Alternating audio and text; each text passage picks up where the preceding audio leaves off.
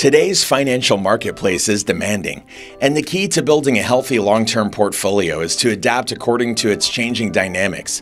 But most of the time, we overlook the constant need for speculation required to evaluate and assess the market and end up investing poorly. Welcome back to another episode of Living Fire. If you never want to miss an upload, make sure to subscribe to the channel. It is extremely important to distribute your risk across stocks, bonds, mutual funds, and other instruments. Diversification of investment lowers portfolio volatility without reducing the expected returns. The golden rule is to not invest more than 10% in a single stock or investment. Further, one should never put more than 15% of their money in any particular fund or ETF, or 25% in any particular industry. How do you keep track of all this? It is simple. Look into companies or stocks whose strategies and products attract you, and then think of investing in them. It is crucial to remember that prior performance of any company or stock does not act as a guarantee for their performance in the future, whereas it is advisable to buy an investment stock which has a good record over the last few years. But that's not enough. Various factors and diversification methods come into play when one thinks of building a long-term portfolio. Most important of these factors include client's age, how much risk one can take, and how much time it will take for the portfolio to recover in case of a loss. A young investor in their 20s or 30s should allocate around 70% of their investable amounts in equity, 20% in precious metals, including gold, and the remaining in a fixed income.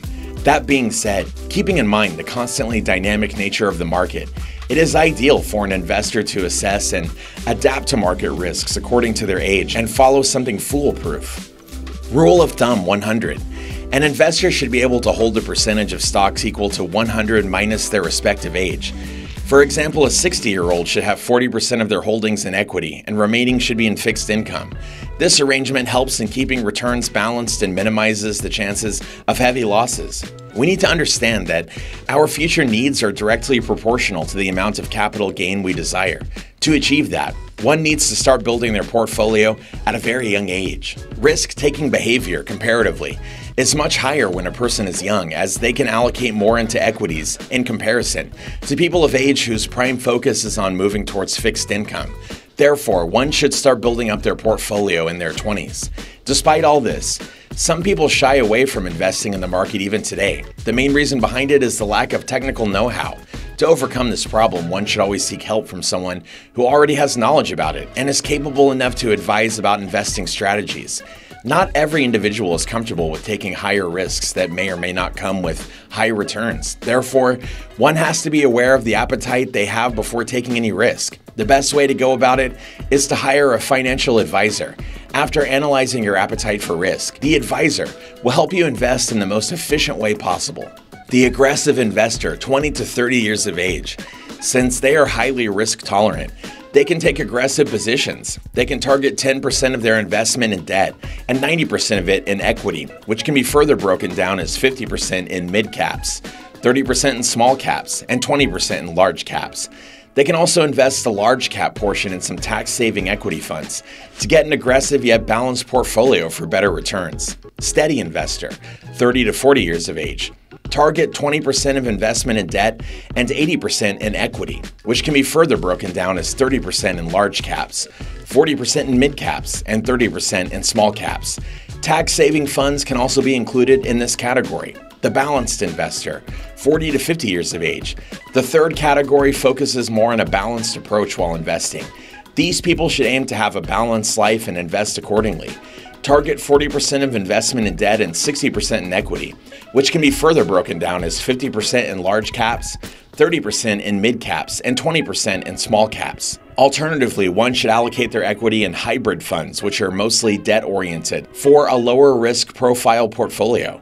Risk-averse investor, 50 to 60 years of age. The fourth category is for the people who do not want to take risks and want to feel secure while investing. Target 75% of their investment in debt and 25% in equity, which can be further broken down as 50% in large caps, 45% in mid caps, and 5% in small caps. Hybrid funds can also save the day for this particular category. The risk-free investor, more than 60 years of age. The fifth and final category includes the people who want a fixed income and do not want to take risks of any sort. Target 95% of their investment in debt and 5% in equity, which can be further broken down as 70% in large caps, 20% in mid caps, and 10% in small caps. If your goal is to maximize returns by building a long-term portfolio, start as an aggressive investor and then build upon it eventually. Develop a risk management policy, and most importantly, do whatever it takes to be patient. Being patient would lead to less poor decisions, which mean a potential investor would only invest when the odds are in their favor. It not only reduces the chances of making a mistake, but also improves upon the investment returns. Another factor that comes into play when we talk about mutual funds in particular is investing through the SIPs, that is the systematic investment plan. SIP is not a completely risk-free plan, but will mitigate volatility and make you earn linear market-linked returns. One must always remember that they need to constantly keep an eye on their portfolio, which means one needs to review and rebalance their portfolio according to their income and age, no more than once a year. Following the stated strategies, one can build family wealth by having everybody in the family invest in a part of their portfolio through mutual funds in SIP format. A mutual fund in SIP format is a game of balancing and reflecting through a bullish or bearish market. A mix of debt-oriented mutual funds and equity will balance out and give positive returns eventually, even if the market is bearish. It will also give exposure to a variety of shares and fixed income instruments at the same time, which will help in controlling the risk profile of the portfolio. One must remember that their work does not stop just after investing.